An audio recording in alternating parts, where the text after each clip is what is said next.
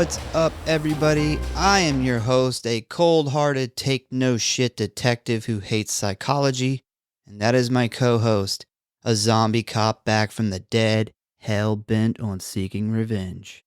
And welcome to the Grindhouse Syndicate, where we are in week 2 of our Fan Appreciation Month, where you guys pick the movies for the whole month of May.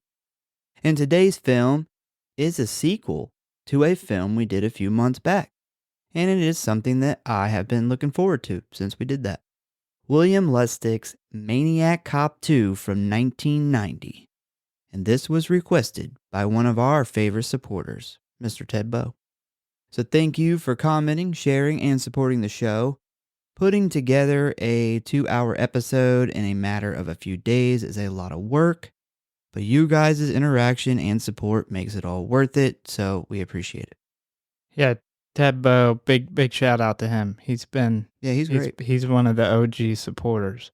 So more than happy to knock out part 2 of Maniac Cop. Yeah, we've been slowly kind of working our way through the trilogy, which he requested the whole trilogy. And after this one, we only got one more to go. Thought you were going to have a rebuttal to that. You never say one more. That's the only thing I could think of. One more is just, now the show's going to catch fire. Something's going to blow up. From what I understand, this was like, it kind of went downhill after this. Yeah. From what I hear about the third one, I've never seen the third one. But I don't even think I knew there was a third one until he requested the trilogy. I knew there was 2, but I don't think I knew there was 3. Yeah, I've not seen the third one, but I did hear that it gets pretty rough and that a lot of the third one is cut out footage from the second one. Really? Yeah. Oh. I don't know how much of it, but I heard a lot of it is. Yeah, I know things went bad. I know William Lustig didn't direct it. I remember in the research I did for the first one, him actually talking about how he ended up not having anything to do with it. Yeah, I don't really recall right off the top of my head who actually did the third one. Speaking of William Lustig, I hear that he says that this movie, Maniac Cop 2, is his best movie. Yeah, I did come across that. And he did Maniac. Yeah. Which, I mean, I gotta say, Maniac, that's a hard one to top. Yeah, I agree. Maniac, they're so different though, because I think these are more fun movies. Maniac's not fun. There's nothing about Maniac fun. Yeah, there's movies that are obviously defined, some of them by the psychology, some of them by the time, the feel. Movies like Terrifier by the gore. This one has, or both of these movies actually, the first and the second one, has that 80s dark feel, but this is the late 80s where they were throwing action in here and there. They threw a ton of it in this one. Oh, yeah. I think you made the comparison on the part 1, and I think it is a good comparison now watching the second one. Very original Child's Play. That dark. I know that was Chicago, but the dark, big city feel, 80s movie with a tad bit of action, except this one has a fuck ton. This is like half action movie. Oh, yeah. Yeah. It's that film style where you can almost guarantee you're going to see like a bunch of bums standing next to a fire barrel in an alleyway. Like it's in all of those movies. There's going to be a shitty corner store. Yep. Yeah, it's just I don't know what that style would be called. Some guy with his teeth rotted out. There's always like gross teeth guys in these movies. And there's always way too much explosions ordered on set, so they just find a way to blow some shit up. Yeah. Like they blew the house up in Ticks, or they blew the car up, and they didn't blow the car up, but they blew the damn top off in Child's Play. Well, this one they blow up that bus. That's kind of what I was alluding to. 2 guys on fire falls to the top of a bus and it blows up like I fucking loved it. Like somebody just filled it full of C4. And that is such like a thing of this time. It is Friday the 13th, part 7, where they blow the house up Oh, the gigantic house explosion. and they ordered way too much explosives. They said it like melted a bunch of the camera lens and shit. That's They so had no fucking idea it great. was going to be that big.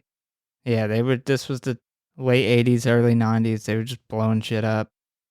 Yeah, they were pretty heavy on the explosions and the full body burns back then. It was always that dark, grimy city, whether it was Chicago or New York. Some of the movies which we see in this one is the car chases, the old school, like two cars just pounding it out. And you know that the cars are going to end up on the fucking sidewalk. And there's always people that's going to like jump out of the way. The, Somebody's going to get hit by a car and roll off the hood. the car flipping, like a staple of action movies Oh, at yeah. this time.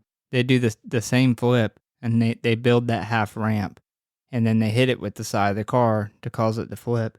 They had the same one in Child's Play.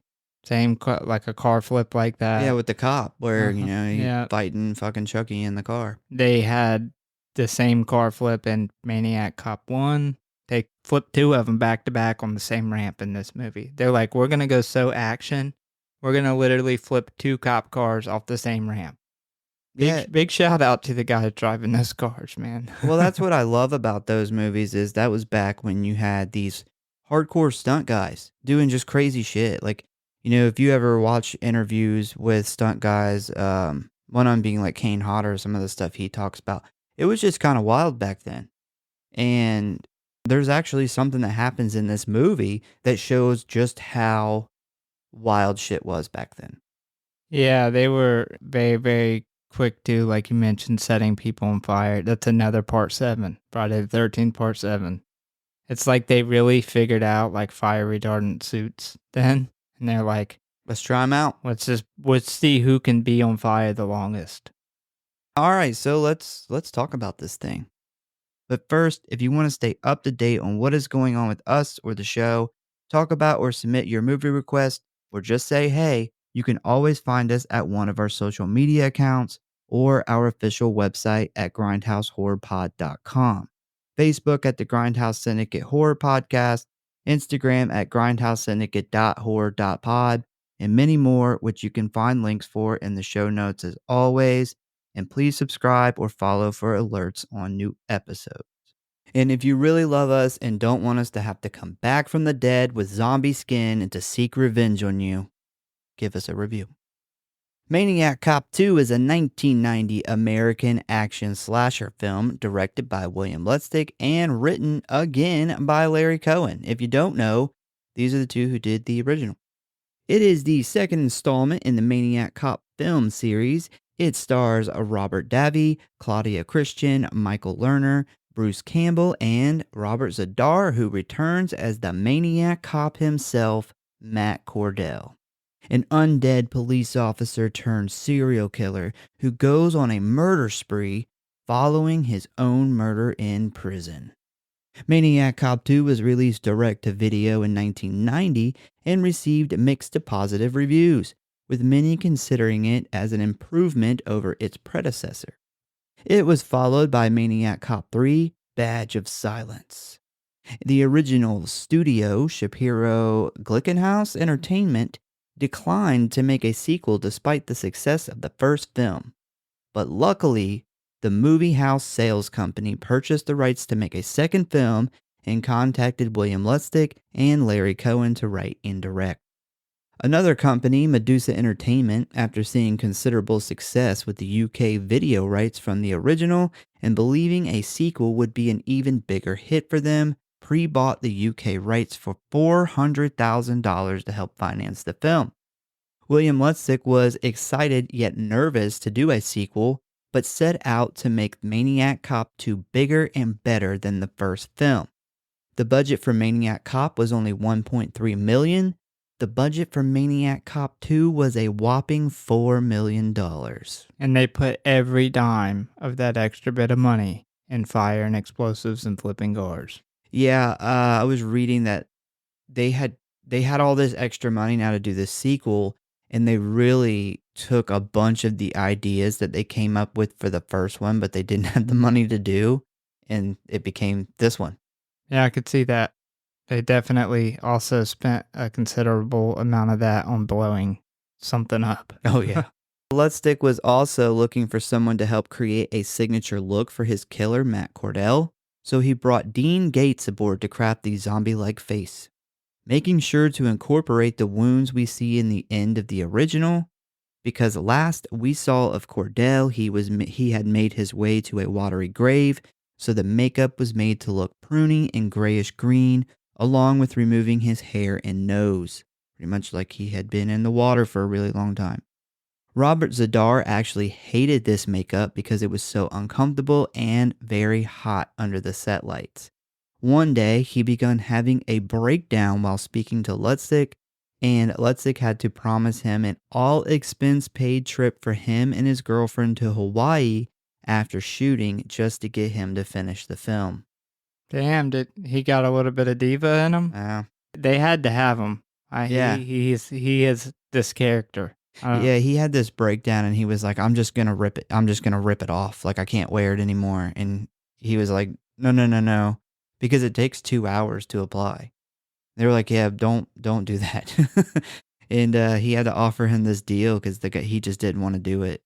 Another problem was he was stuck wearing it all day. And when he would eat food, the food would get stuck in between the mask and his actual that's face. Fucking gross. Yeah, and so he eventually had to like drink liquid meals all day. I was afraid you were gonna say that as soon as you said when he would eat.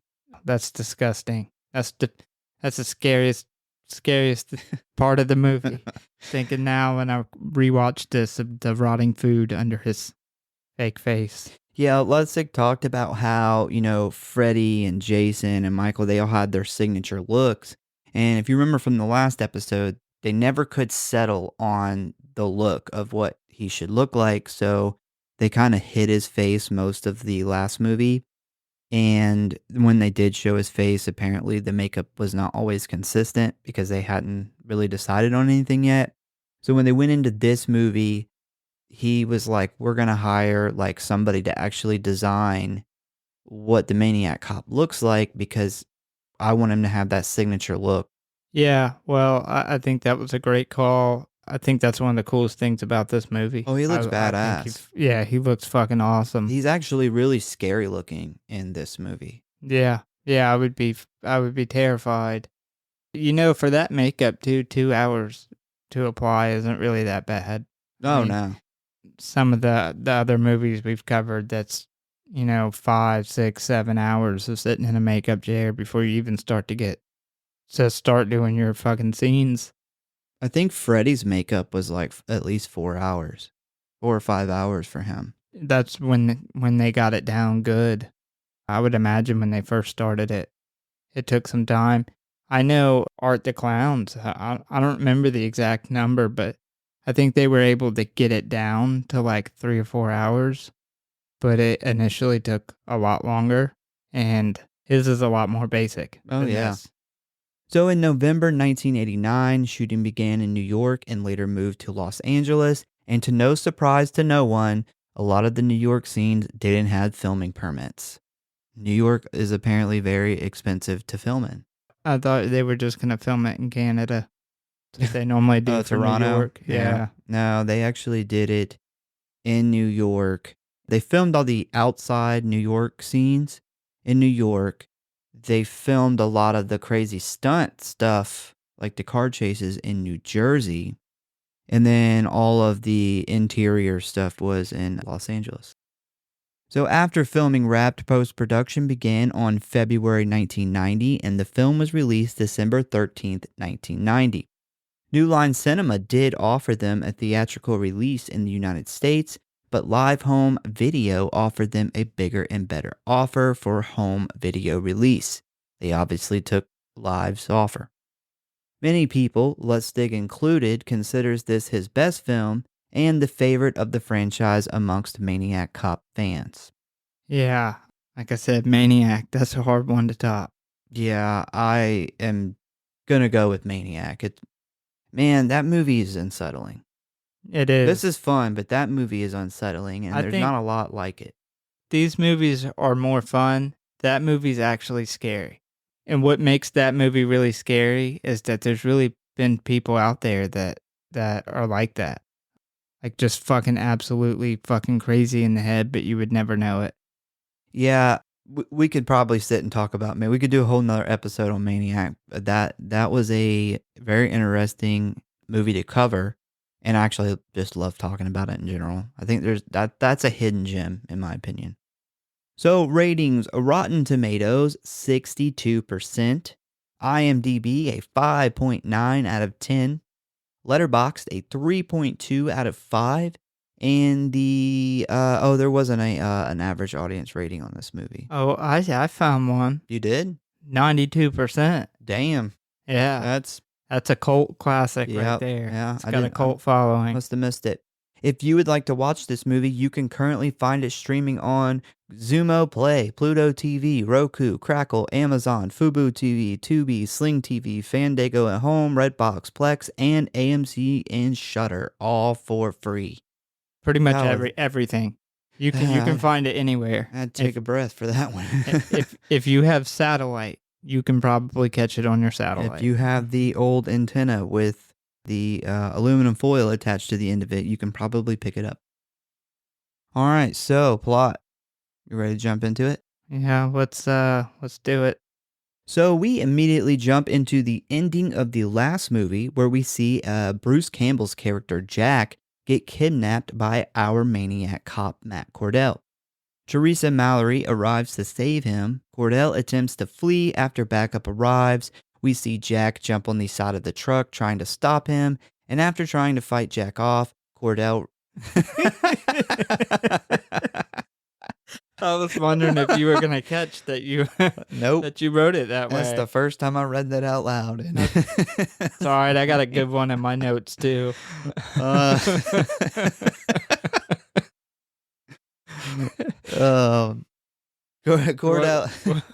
What was he doing to Jack? He was trying to fight Jack off.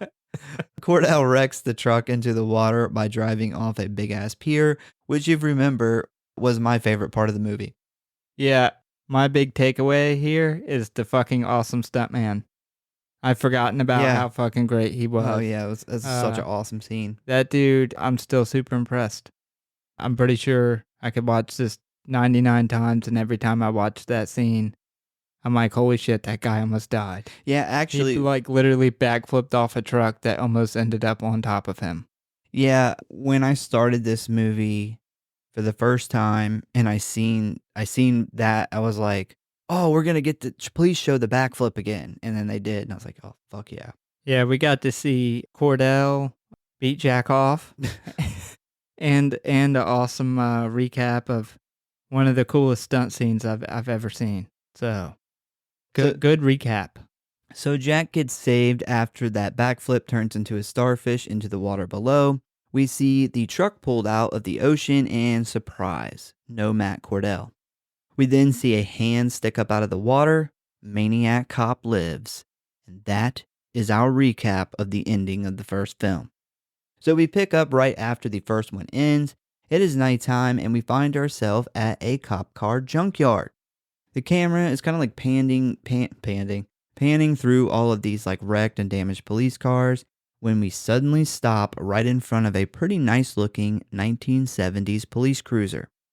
We then hear the engine come alive and the headlights turn on as our car drives away. And at this point, I knew this movie was going to be fucking balls to the wall because Maniac Cop has a fucking hot rod. Like that was, I knew, I said, we're going bigger. That was another 80s thing. The hot rod. Yeah. Yeah, I was like, he didn't have a car. He didn't have a car in the first one. I love the intro scene, like the fucking, how like dark and foggy it is. Oh, yeah. The junkyard scene. I thought that was really cool. That stuff always reminds me of the beginning of Jason Takes Manhattan, where because remember they do all the city shots before the movie starts, which is weird because they're not going to be there until the end. Yeah, then they jump back to the lake that somehow gets to the ocean. Yep. We then jump to a 24-hour convenience store somewhere in New York City. We see a very untrustworthy looking gentleman walking into the store and head straight to the back. The clerk knows that he is up to no good and begins to watch him. As the man starts putting items in his jacket pocket, the clerk yells, "What can I do for you?" This prompts the man to walk up to the counter where he then brandishes a sawed-off shotgun. The clerk puts his hands up and tries to explain that there is no money in the register while he presses the silent alarm.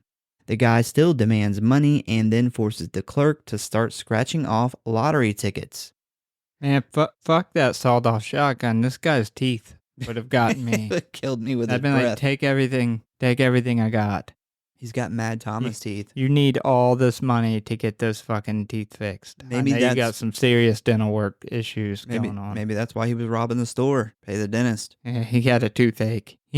Got a couple toothaches. He had enough of it. Couldn't stand it anymore. How bad do your teeth have to hurt for your teeth to be black on the fronts? I don't know. It's got to be extremely painful. I've had toothaches before. I couldn't imagine the toothache at this point. No, I mean, I've had a really bad toothache and my tooth was no black on it. It was just a white tooth. Looked fairly healthy, still hurt like hell. This guy's teeth is just like rot. Yeah. That's why he's addicted to drugs. He has to fight the pain. He got off of meth and onto heroin because of the toothaches. So he's going for the scratch-offs. So on the fourth ticket, the clerk is surprised to discover that he has a winning ticket worth $5,000. He shows the robber the ticket and he begins to laugh. We then see the clerk look toward the back of the store, which prompts the robber to spin around and fire his shotgun. We then see a very large cop standing in the shadow in the back. And Cordell looks like he's been bulking up in that junkyard since the last movie. He looks bigger. He had to do a lot of swimming to get to shore. It's quite the workout. He is terrifying. He just grabs a fish and eats it for the protein as he's swimming and just gets more and more swole. He looks fucking massive, and especially in this scene, he's just huge. It's like a fucking tank. Yep, I would have shot him too. No doubt. That would have been terrifying. So the Maniac Cop doesn't even flinch at the shotgun blast. The clerk yells, "Thank God you are here." And as he begins to realize that he can now claim that $5,000 ticket. Cordell slowly walks towards the robber as he reloads his gun, and before he can get a shot off, Cordell snatches the gun from him and hits him in the face with it. He then points the gun at the clerk, cocks it, and shoots the man dead. He then points it at the robber as he slowly leans in closer. The robber holds his hands up in defense, but gets a surprise when Cordell hands him back the shotgun and leaves out of the back. And that poor store clerk, he's having a bad night. Very bad night. He has two bad, well, I don't know if you'd consider Maniac Cop a people. It's kind of a zombie. Yeah, I'm going to say two bad people, but... First you get a fucking Captain Blackteeth come in there and rob you. And then you think the cop showed up, only to get killed before the guy robbing the store. You know, this was like last movie, because remember that girl, she got mugged on her way home. She fights them off, and then she's like, "Oh, thank God I ran into a cop in the park." And she runs up, and he kills her. Yeah. And then he lets the gang member dudes, whatever, he lets them go. So yeah, this is very similar to the opening of the first movie. Well, I didn't know if him letting him go was a slick way to cover up the fact that he was responsible, that he was back. But that's what I initially thought. I was like, oh, that was a really slick way to kind of cover your tracks. But then he doesn't cover his tracks at all. It's like he doesn't try to make himself hidden. So I think he's at this point, he's just go causing for the chaos. bad guys. He's just causing chaos until it's time to start the plan. Because remember in the first one, he tries to frame Jack. So he's trying to cover up his plan originally in that one too. So I think he just does a bunch of fucked up shit and keeps it on the DL that it's him until he's ready to fuck the whole police department. Yeah, I remember him framing Jack. Jack didn't make it very, very hard to be framed. No, he didn't. I had forgot until we started watching this how much of a bastard Jack was. Yeah. For those who have not or don't recall the first one, he gets framed because he's totally fucking Teresa, and gaslighting the fuck out of his wife, who ends up getting killed. Yeah, she gets killed because she follows him to see like what he's really doing. And yeah, she like catches him and then she runs like she's upset and she just leaves and then she gets like fucking kidnapped She was right off the sidewalk. She was sneaking around to that hotel where she found somebody else beating Jack off. So the confused robber then takes off running towards the front door, but as soon as he steps out, he finds multiple cop cars pulling up and officers getting out with their guns drawn. He tries to tell him that it wasn't him, but they continue to yell for him to drop the gun and get down. He then screams, "It was one of you," as they begin to fill him full of bullets. Apparently, the New York Police Department has Mark 19 grenade launchers because they literally blow this guy through the fucking window. Through the front of the store. The next day, we see Jack and Teresa in the office of Deputy Commissioner Edward Doyle, as he tells them that they have officially been cleared of any wrongdoing. Teresa asks if they will be put back on active duty again, but Doyle says that first they must be cleared by a police psychologist, and he has already made their appointment. Jack then asks Doyle about Matt Cordell, considering they never found his body. Doyle, who is not happy to hear Cordell's name brought up, insists that the current must have swept the body out to sea and that it couldn't have been Cordell because he died in prison 2 years ago. We then jump to the next day where Jack and Teresa are arriving at their appointment with police psychologist Susan Riley. So Susan Riley ends up being one of our new main characters. So Teresa gets straight to the point and asks Susan if she's going to fuck up their careers by reporting them not fit for duty. Susan said that it depends on if they are willing to accept the fact that the killer couldn't have been Matt Cordell because Cordell died in prison years before. Jack tries to back up Teresa, but Susan says that all they really saw was a large man in a police uniform with a disfigured face. Jack then asks Susan to give him a moment with Teresa, which she agrees. Jack then tells her that all he really knows how to do is be a cop and that he really needs this job. Jack is acting like he cannot learn any new skills or doing like anything else for work. He's like, all I know how to do is write people tickets. And fuck other women. Yeah. Surprised he's not like, all right, Teresa, fuck you. Susan, you want to go get a drink? Maybe he is worried. You want to see my baton? Maybe he is worried that he would have a hard time getting like a good job because the news totally claimed he killed his wife. Remember, they like lauded him out in the paper. Yeah, that might be an issue. And I also want to point out, Jack still does not seem upset about his wife being murdered. No, he never cared. He never mentions her at all in this movie. Him and Teresa immediately became a thing. Immediately, yeah. Jack is the most bastard hero of 80s horror movies. Like, if you really look at Jack, he's a terrible person. And he's like, you know what? Fuck Teresa. I don't care. Can you just clear me? Yeah, I need to be a cop. Yeah, his wife being murdered doesn't come up at all in the scenes with him.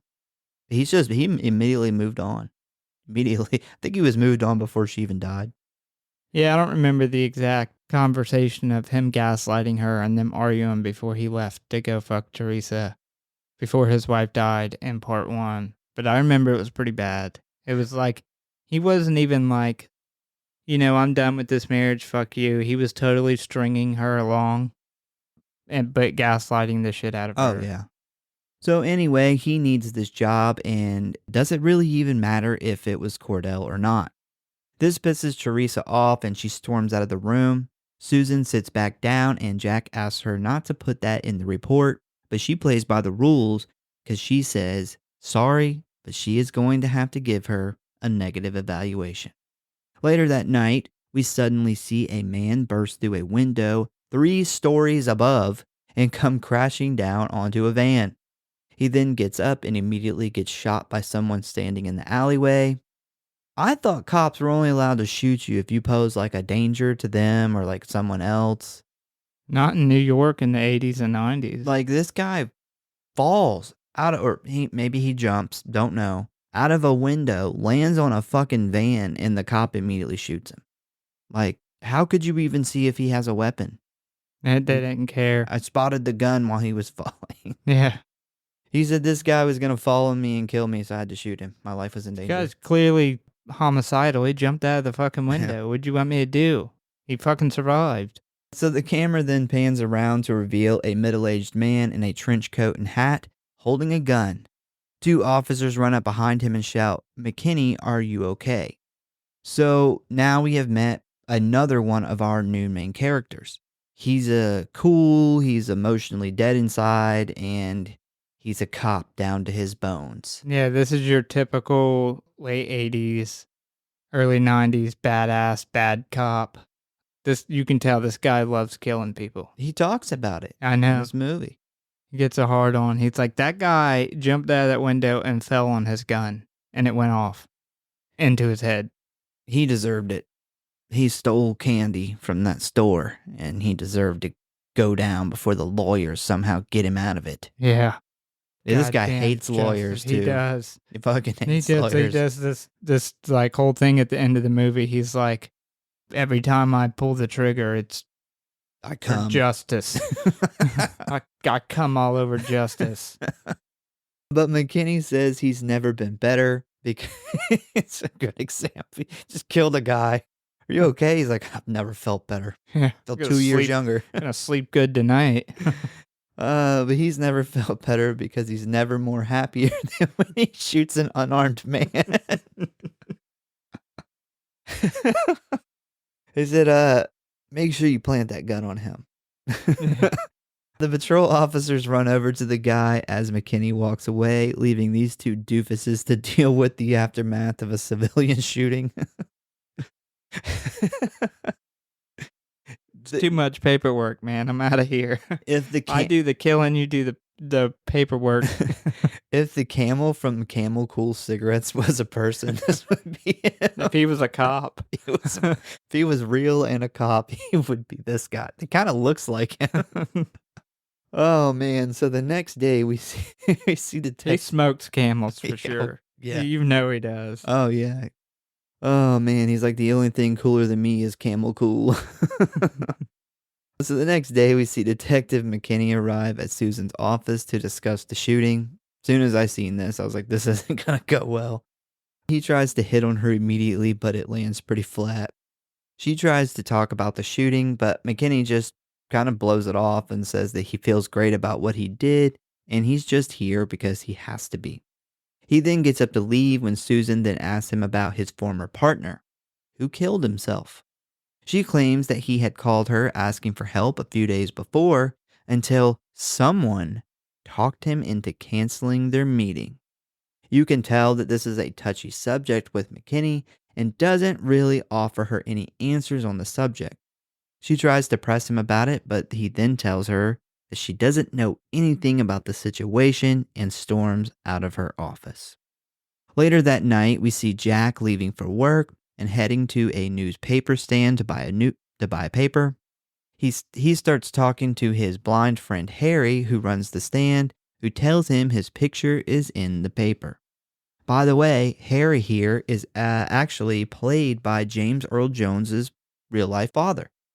Huh. Who, if you don't know, he does the voice for Darth Vader. He was in The Sandlot.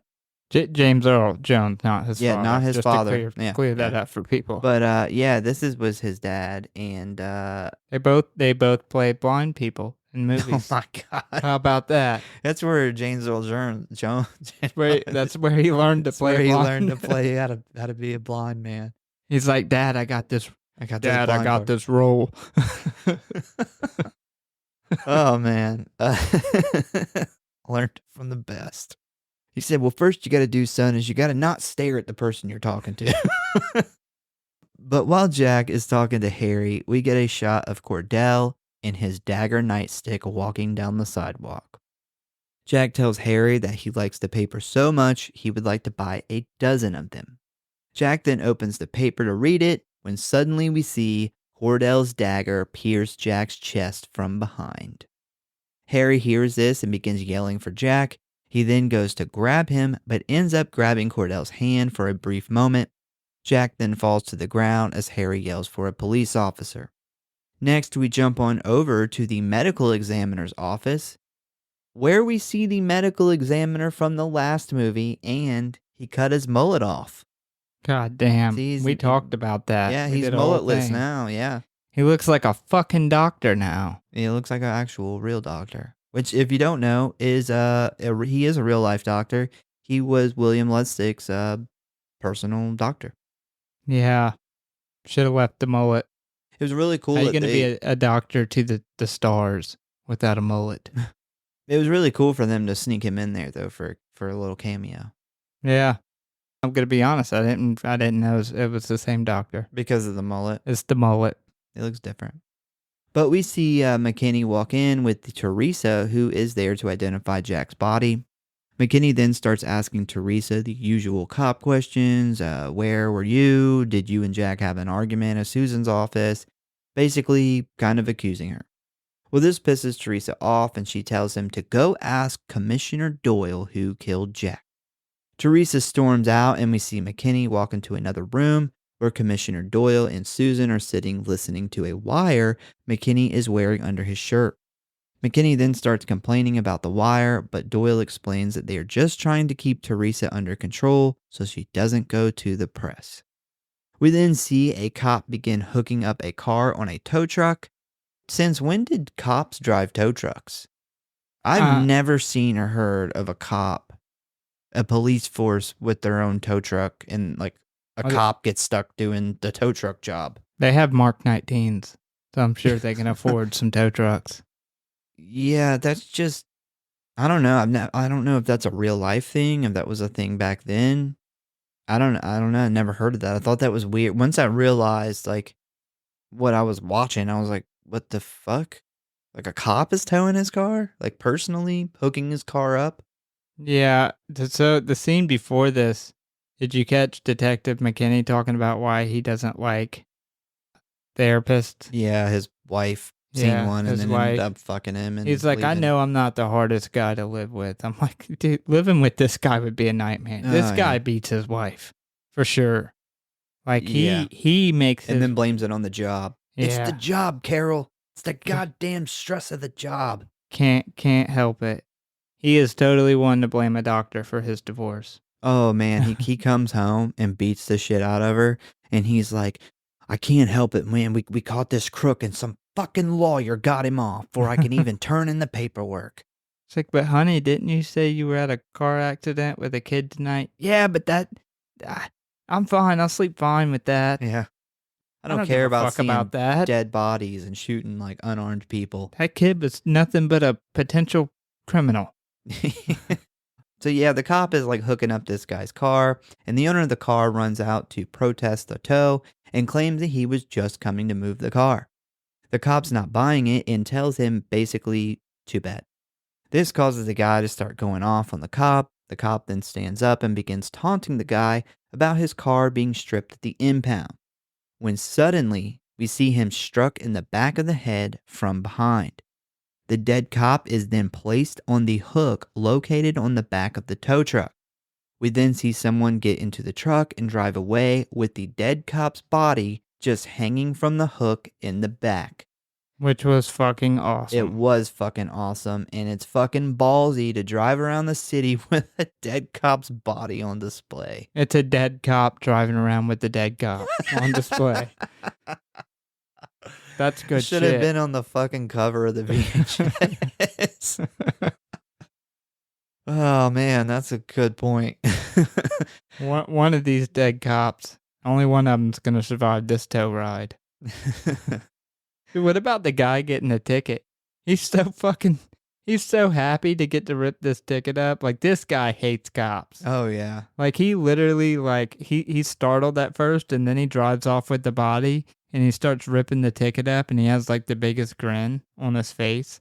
Like, imagine how happy this guy was to go home and tell his wife how he got out of this ticket. It's like, honey, you're not going to believe it. This zombie came. One of these fucking pigs was towing my car, and then another one, a dead one at that, killed him. I got all scot-free. He towed the cop instead of me. Yeah, he gets Gets away with it for like a whole day and they fucking track him down. Then he goes to jail for murdering the cop. Well, yeah, I didn't think about that. Yeah. So we then head back over to Harry's newsstand where we see Susan approach and ask about Jack's murder. He claims that he doesn't really know much, considering he can't see.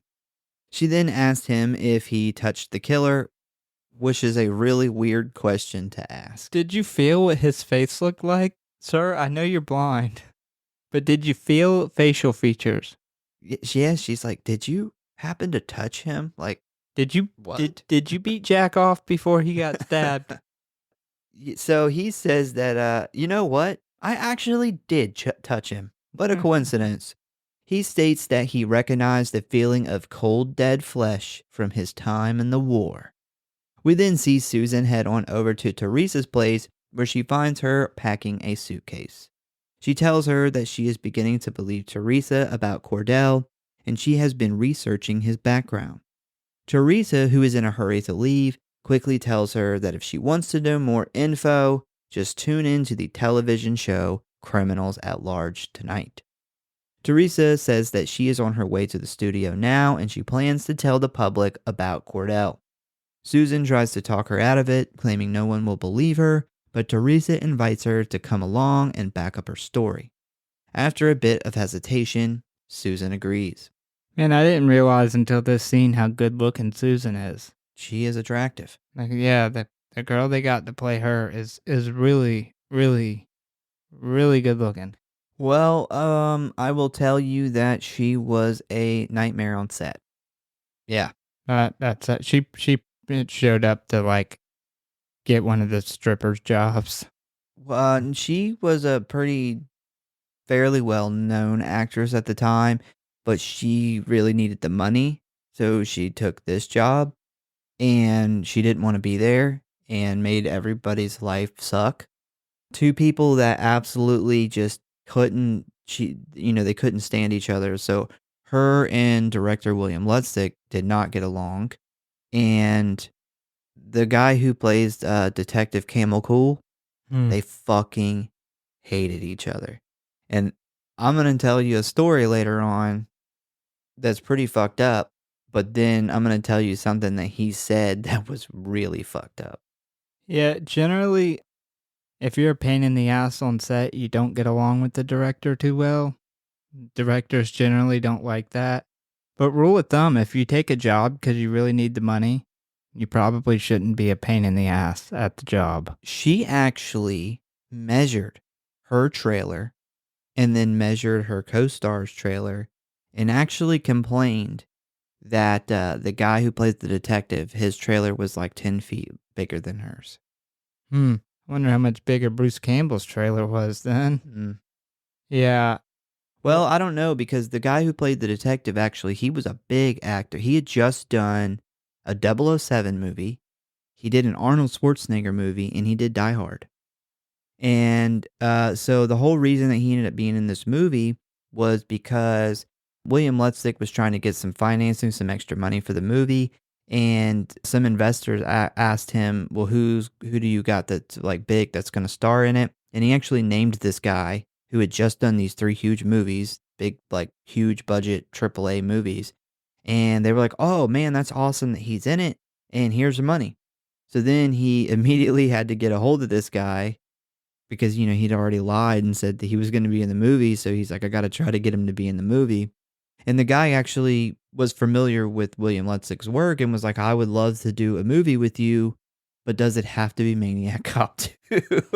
Yeah, I mean, not saying anything bad about Maniac Cop 2, but if you just came off of like all these big blockbuster movies, Yeah.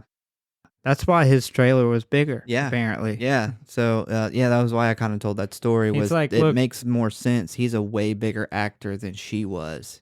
It's like we'll pay $7.50 an hour, but I'll give you extra 10 foot on your trailer. But yeah, William Lustig said, yeah, I need you for Maniac Cop 2. And he said, well, I'll take what I can get. He just wanted to work with William Lustig really bad. Thought you were gonna tell me he needed the money too. No, he he was doing- blew all his 007 money. He was doing pretty good. So they both head down to get into Teresa's cab, where she soon discovers the old police cruiser following them. A few minutes later, the cab driver notices that his front tire has went flat and pulls over to fix it. Teresa discovers that when the cab driver went into the store, Cordell must have let the air out of the tire in order to trap them. She then sees the cruiser pull up close behind them and decides to steal the cab. As the cab driver stands in the middle of the street shouting his distaste in cops, Cordell plows into him, throwing his body onto the hood and into the street. As Teresa drives the cab, we see the flat tire give out and come off the rim, igniting sparks from under the car. Teresa then starts to lose control of the cab, causing the back tire to also blow out and fly off the rim. Now the cab is driving on two bare rims as sparks fly everywhere and Cordell in hot pursuit. So they really did this. They drove that car on a public street with no tires on the rims. Please tell me they had no permit too. So the reason that they got away with this was because it was Christmas time when they were filming, and the cops that were hired to like close off the roads and stuff for the filming were getting tons of this overtime pay during the holidays. So they were more than willing to turn a blind eye for the production to do whatever they fucking wanted. Yeah. Interesting. Yeah. So as Teresa struggles to maintain control, Cordell then gets beside them and begins to run them off the road. After a wide turn gone wrong, we see the cab is now driving down the sidewalk with Cordell right behind them. Teresa then attempts to get the cab back on the road, but ends up slamming into a parked car. She then jumps out of the cab and pulls her gun, aiming at the cruiser. She then realizes that Cordell has already exited the car. Susan then sees Cordell come up behind her and yells for Teresa's attention. Teresa then spins around and fires 10 shots point blank into Cordell. The bullets fail to do anything to Cordell as he picks Teresa up and throws her through a glass window. That's what she gets for leaving that fucking cab driver. That was fucked up. She's supposed to be a cop, like protect and serve, and she's like, nope, I'm on leave right now. I'm suspended. Fuck this cab driver. So he then pulls Susan out of the cab and drags her over to another car where he busts the window, handcuffs her to the steering wheel, and places the car in neutral. Teresa finds a chainsaw in the store and heads in Cordell's direction. Cordell turns around to see Teresa coming at him with the chainsaw held high, and as she swings it down at him, he grabs the blade with his hand and yanks the saw away from her. Good thing that they gassed up the showcase chainsaw in the store. And it started on the first crank. I know. They've obviously never had to start a cold chainsaw. Nope. She didn't even put the choke on. No, she didn't do anything. It's one of those awesome New York chainsaws, I guess. I meant to look for a second time. I'm pretty sure I didn't notice it until the very end. Was that the Home Improvement guy holding the chainsaw in that cutout? No, I don't think so. I didn't recognize the cutout guy. I thought it was the dude from Home Improvement. Home Improvement wasn't even out. This was filmed in like 1989. Well, I know, but I'm sure he was an actor then. Well, that would be one hell of a coincidence. Yeah, that's why it looked just like him. Yeah, and then the Maniac Cop, apparently his dead hands turned into metal. Steel. They calcified into metal. Yeah, he didn't take any damage from grabbing it. Maybe the chainsaw didn't have a chain because it was a display. Display. Yeah. Cordell's seen it didn't have a chain and was like, dumbass.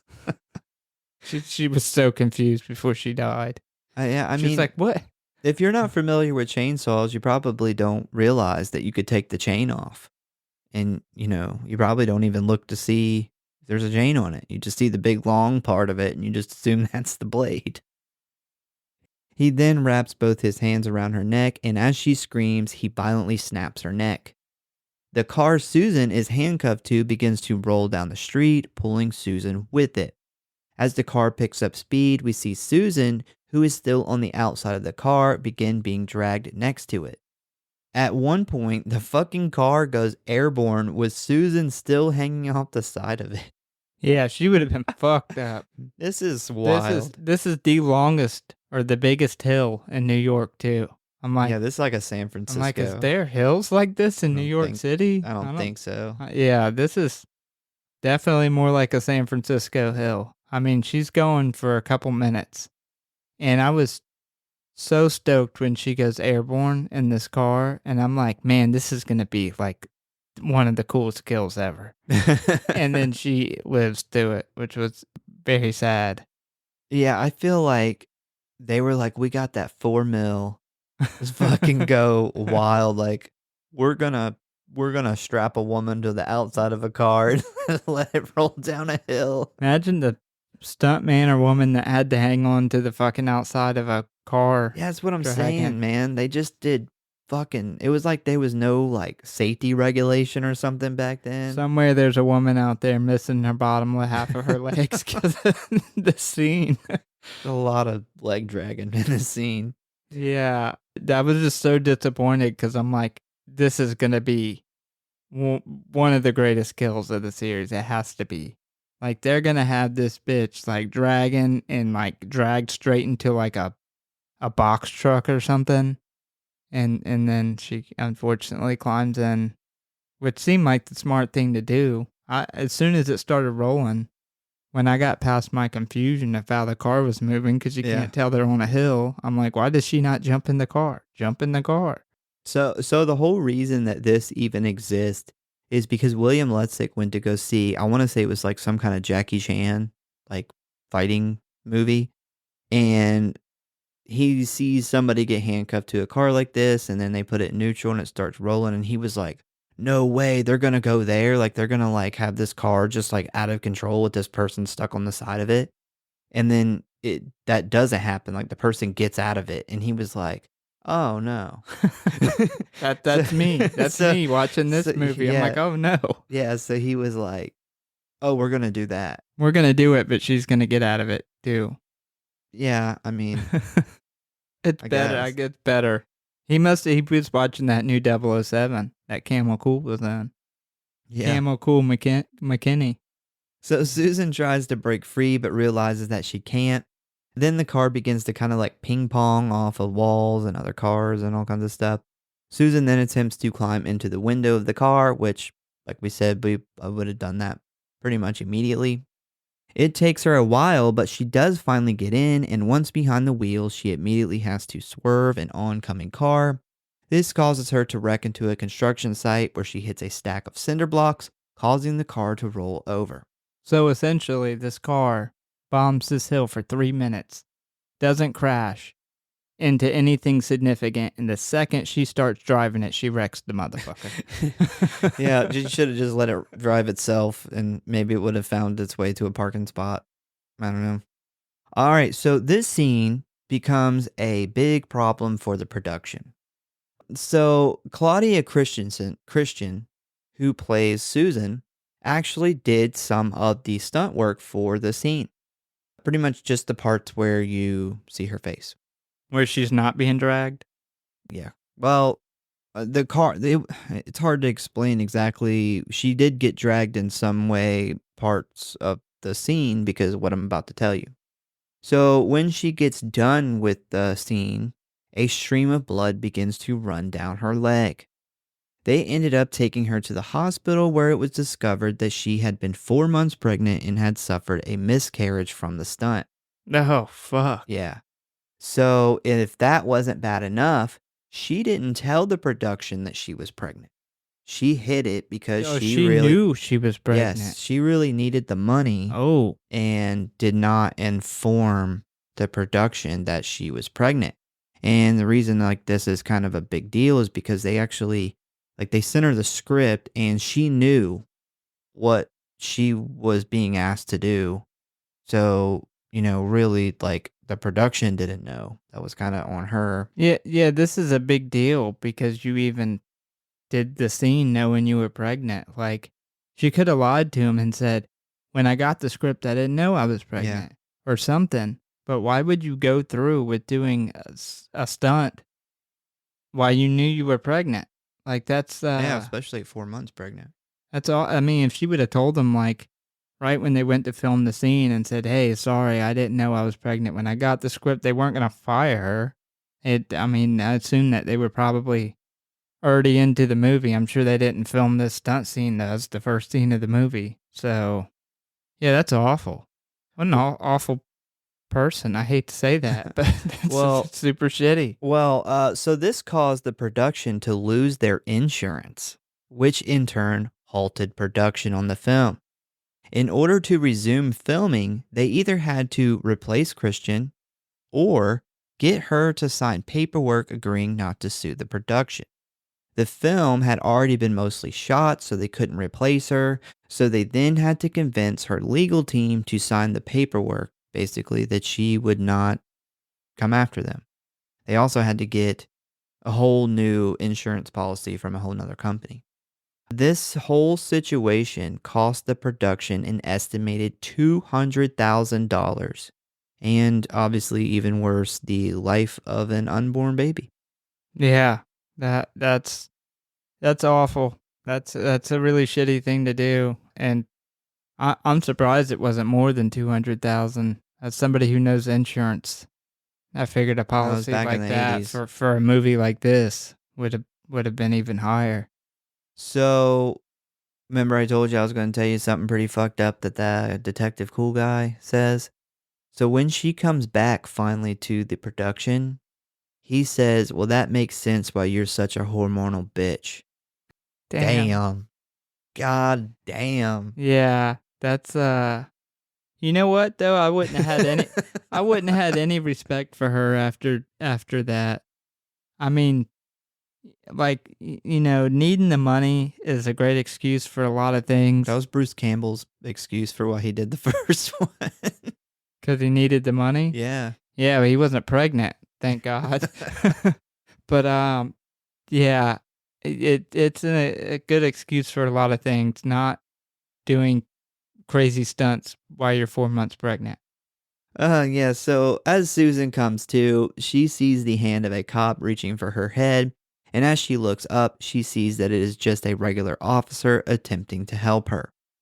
So once he sees the handcuffs, he radios for a hacksaw to free her. Why doesn't he just use his handcuff keys? Because he left them at the house. So I was You wondering if didn't- you you covered it up. Didn't catch that cutout scene. It was like in the army when you forgot your ID card and somebody wanted to check it. You're like, oh shit. Somebody, yeah, your information and you forgot your tags. Yeah. So I You wonder. didn't bring the Connex keys. I mean, he could have radioed for he could be like, "Hey, John, can you bring your handcuff keys over here?" Yeah, It's somebody. weird. They needed a hacksaw for that. It's even a hacksaw. Like when you get bolt cutters or something, Yeah, I don't know. seems like it would be a lot easier and safer. So as she is loaded into the ambulance, Detective McKinney hops into the back to ride with her. She tells him that she also doubted Teresa in the beginning, but she's seen Cordell for herself and now believes Jack and Teresa were telling the truth. I just got a view of this dumbass cop with Teresa with the whole steering wheel hacked off walking into the police station. Oh, so McKinney says that she probably just seen some guy wearing a bulletproof vest and dressed in a cop uniform. A little later on, we jump on over to the set of Criminals at Large, where we hear the host talking about a local serial killer who has been stalking and murdering exotic dancers in the city. We then see that Commissioner Doyle has come on the show to talk about these murders. We head on over to a strip club where a shaggy-looking man is sitting at a bar watching Criminals at Large on the television. The host then announces to Doyle and the audience that they have a special late guest that is going to be joining them for the show. He then welcomes Officer Susan Riley to the program.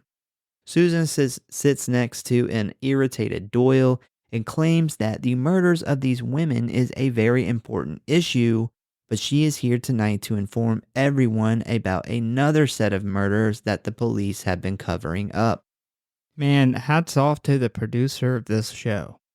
They got in contact with her and put all this shit together to stir up some drama on TV? Well, I think she just took Teresa's original spot. Like, and Teresa was going to do the same thing. She was going to come on there and be like, I know, but for the person who got a hold of Teresa, oh, yeah. like, what producer figured that shit out and was like, we're going to surprise the fucking commissioner with somebody who's about to fucking drop a bomb. I'm going to drop a bomb and see his fucking fat face. His reaction.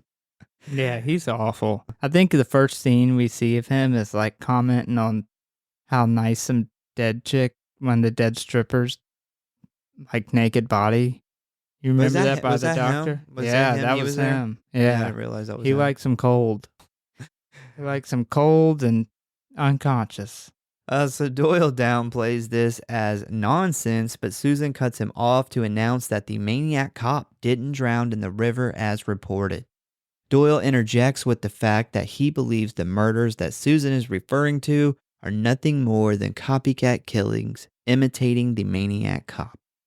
She then asks Commissioner Doyle why he won't just admit that Matt Cordell is responsible for these killings, and Doyle claims that it is not possible because Cordell died in prison. After the show, Doyle confronts Susan and informs her that she will be suspended from the police force.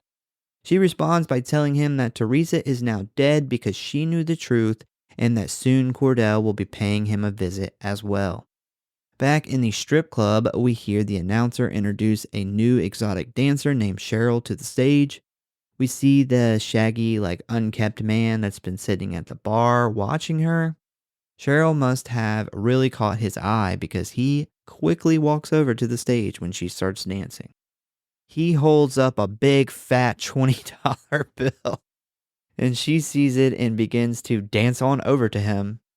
Man, those 80s and early 90s dance moves fucking crack me up. They were good. They are something. Especially in this case where she's dancing towards him.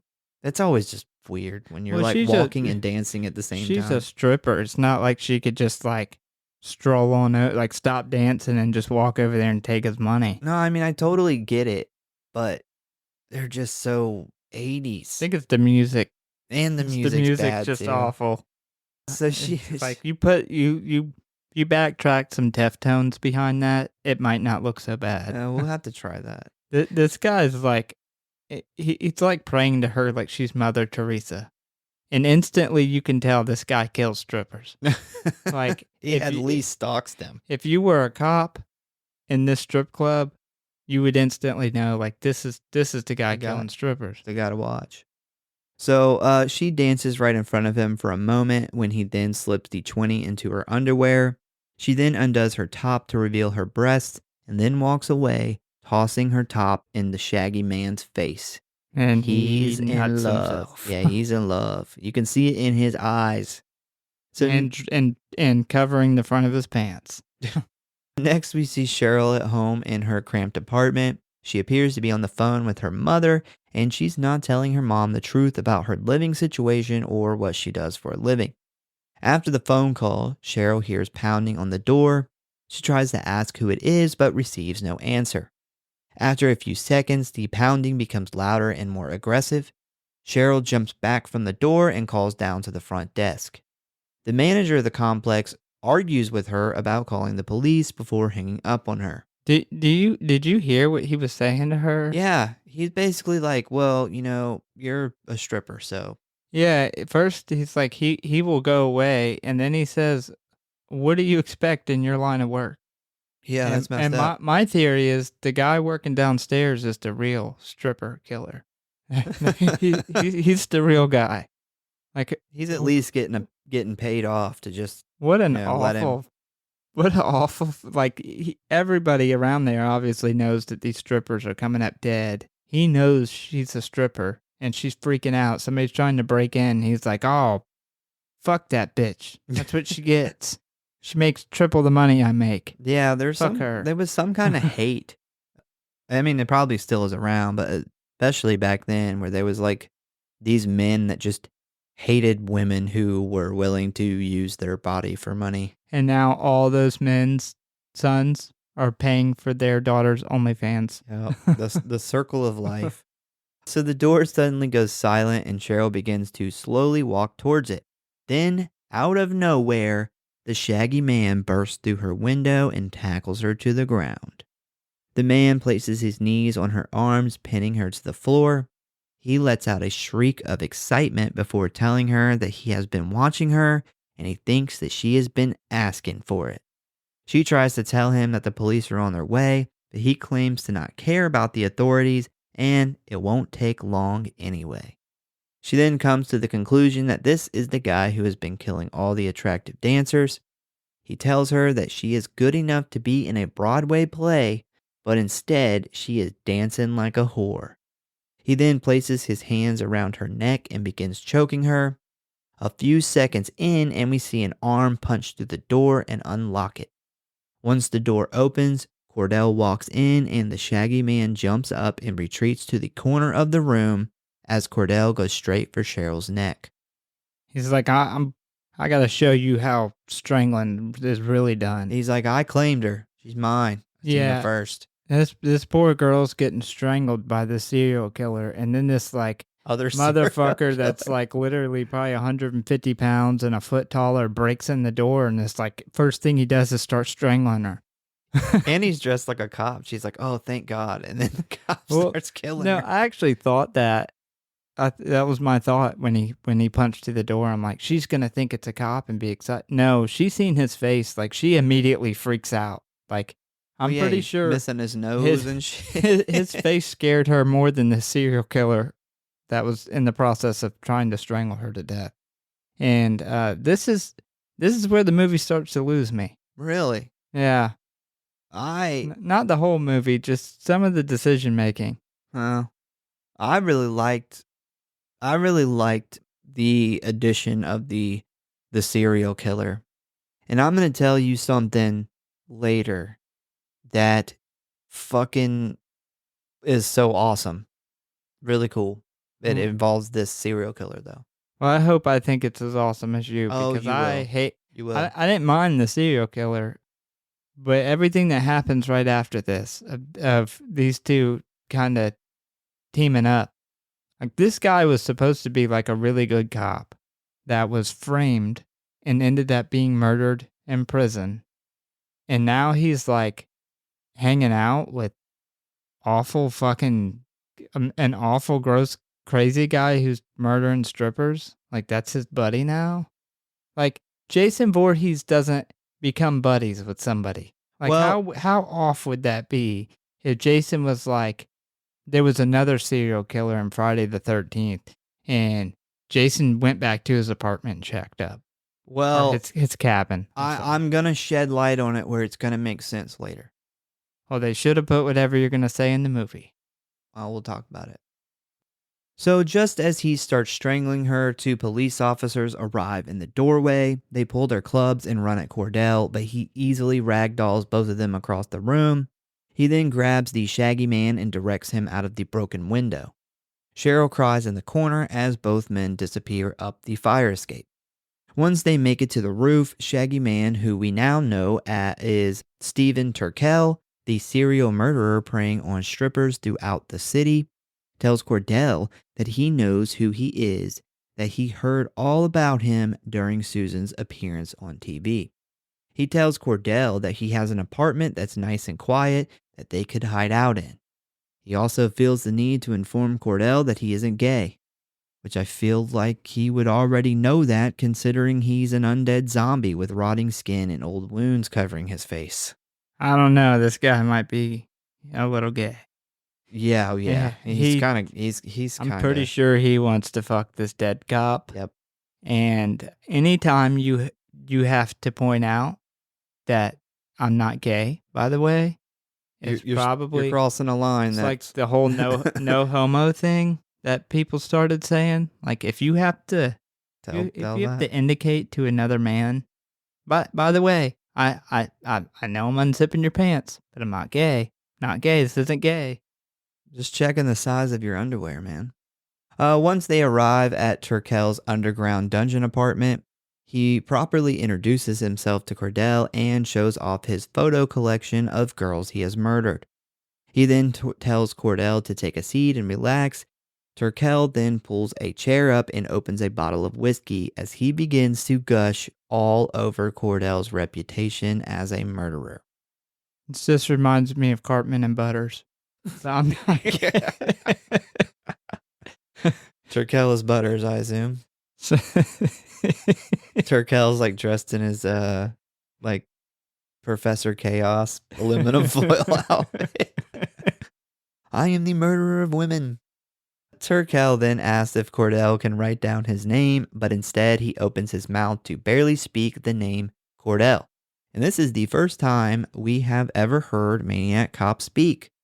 And I see why he is not a big talker. Yeah, it looked like it was kind of tough for him to speak. Imagine after rotting, waterlogged vocal cords. Probably isn't very easy. Turkel then asks Cordell what happened to him because he has never seen anyone cut up so bad. We then get a flashback of the prison death scene from the last movie. Cordell is using the prison shower when he is suddenly jumped by a group of inmates. We see 3 guys attempting to beat him, but Cordell is holding his own, slamming them into walls and throwing punches. We came to the conclusion in our previous episode that there is a 4th man over in the corner shitting out the shanks from his prison purse.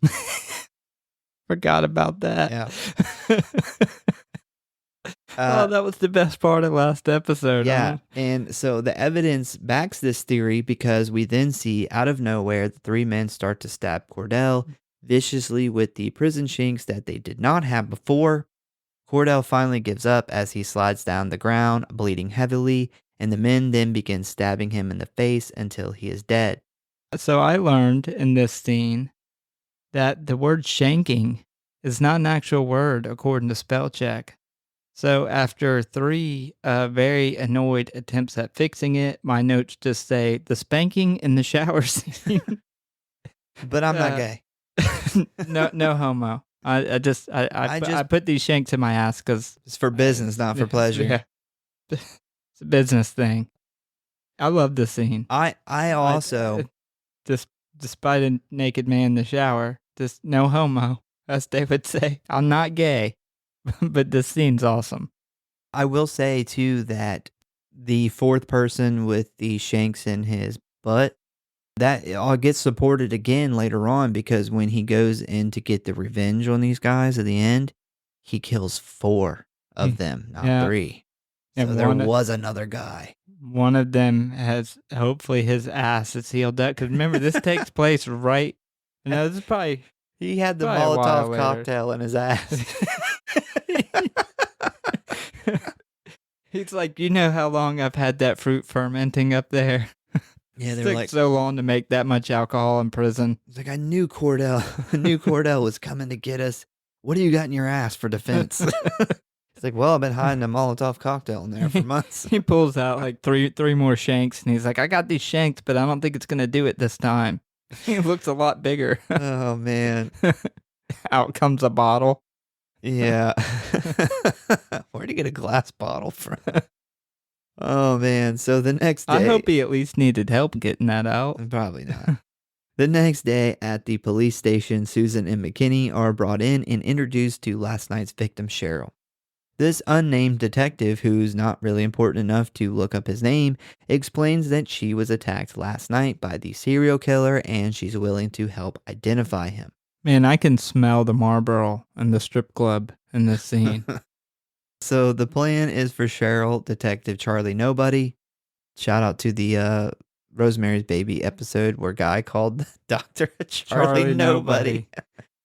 Yeah, so Detective Charlie Nobody, McKinney, and Susan all to pose as a set of couples looking for a good time while visiting the city's strip clubs. If Cheryl spots the killer, she will alert detectives and they can arrest him. Susan doesn't understand why they would choose her for the plan when McKinney then explains that 2 cops were killed while trying to rescue Cheryl by a huge disfigured man dressed as a cop. Back at the boiler room dungeon apartment, we see Turkel is passed out on the bed and Cordell gets up from his seat and starts to leave. Where's this guy's apartment at? Looks like he lives like in the sewer next to a couple turtles and a rat. Yeah, I was going to say he lived Like, down the street from the Ninja Turtles. Yeah, how did they not bust him? They knew there was a serial. This must have been after part 1 when they had to tone it down. They're Yeah, like, when all they right, no kept- more going after serial killers. When they had to get rid of their weapons. Yeah. So Turkel jumps up and rushes to the door. I was half expecting him to confess his undying love. Now, I'm not gay, but I do feel something in my heart. Yeah, he informs Cordell that he is also going to go out for a bit. We'll be back later and waiting for him at the apartment. I'll have dinner ready, babe. I'm not gay. What are you leaving for? Yeah. Was it last night? Was I not good? Next up, we see the 3 cops and Cheryl walk into a local strip club. And after being in the door for 20 seconds, Cheryl spots Turkel walking from behind a curtain. Didn't take long. They lock eyes for a moment before Cheryl announces to McKinney that that is him. Turkel takes off running with McKinney following behind him. We see Susan jump up on stage and straight up shoulder check this bitch right off the stage. Yes. Yeah, that was my notes. Like, you're not going to convince me that Susan didn't push that stripper on purpose. Hell no, that stage is big and she just had to go that she couldn't move over like 6 inches. She had to fucking just ram her right off the stage. She's got a thing against these girls making double the money she makes as a cop. Yeah. She's like, get out of my way, bitch. She's not after the serial killer. She's just after Cordell. She doesn't care that the other guy's killing strippers. She secretly likes that he's killing strippers. She's like, this is justice. Her and Camel Cooler over there talking about it. This is fine line between justice. Fucking lawyers. She then jumps down ahead of Turkel and, using her cast on her wrist, strikes Turkel in the face, knocking him to his back. We then see Turkel being placed in a holding cell by McKinney. McKinney asked him about Cordell, but Turkel is... Man, that's a tongue twister. But Turkel isn't interested in sharing any details about his relationship. But he does reassure him that his friend Cordell won't be forgetting about him. So while McKinney heads to Turkel's apartment, Susan decides to put on her cop uniform. I don't really get why. And go to the police firing range. We then get a cool cameo appearance by the records keeping sergeant from the first movie, who apparently also runs the firing range. He's got a pretty chill job. He just runs the firing range and makes sure that the records are in the file cabinets. He doesn't do a very good job at guarding the firing range either. No. That's what we learned. Well, later he had to on. go. He had to go do the records, and that's what happened. Nobody was watching the range. Nobody watched the range. We then jump back to the holding cell where we get a quick glimpse of a very early Danny Trejo gasping in pain at the sound of Turkel's love song about Cordell. Another prisoner finally jumps up and yells at Turkel to shut up. I seen him, and I had to rewind it because I was like, is that who I think it is? It's the fucking funeral home guy from Tales from the Hood. The you'll be knee deep in shit guy. That's him? That's him. The guy in the cell with him. Yeah, the guy who they end up taking with them, that's him. And what tipped me off is when he said shit in this movie. And I was like, you want the shit? Yeah, he said it like You'll that. be knee deep. And I was like, shit. I rewound it. And I was like, no way. And then I looked it up and it is him. That's such an iconic line that just the word shit. And you're like, Yeah. this looks nothing like him. But I'm pretty sure that's him. So Susan interrupts the prisoner's conversation to ask Turkel about Cordell. He basically tells... I hate their names are so similar. He basically tells her to stick around tonight if she wants to know more about him. We then see a bunch of cops on the firing range shooting rounds at paper targets, when suddenly we see all of the cops get gunned down out of nowhere, including our man, the records-keeping sergeant. Rest in peace. I bet you they're not going to bury him with honors. Because he left the firing range unsecured. Yeah, and the fact that they would have like 50 funerals. And to all the people who died. I guess they could do them all at once with the same just do them honors. one time. So the camera then switches to the end of the range where the paper targets are, and we see Cordell step out of the shadows. I loved this scene. I was not expecting it. I thought it was like shot really well. I love how, we're like kind of a close up on the guy that we seen from the last movie. He's not really a big character, and I wasn't expecting all of a sudden a fucking bullet to blow his brains out. And they literally, like, as the camera goes down, they literally just like shoot everybody. The cinematography on it was really cool. And then, yeah, they flip the camera back around and you see like Cordell walk out of the shadows. And I was like, that's fucking awesome. I love that. Yeah. Thought that the cinematography was really good. Loved the all the blood splatter too that they got on the back wall.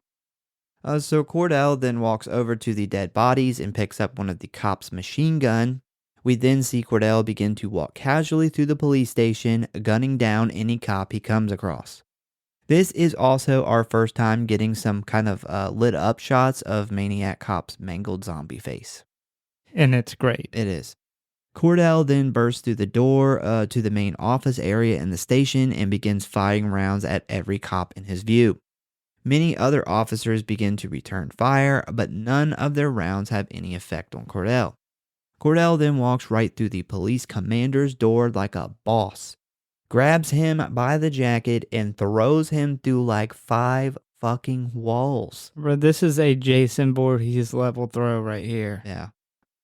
I think this whole scene is the best scene of the movie. I think this whole like police precinct scene.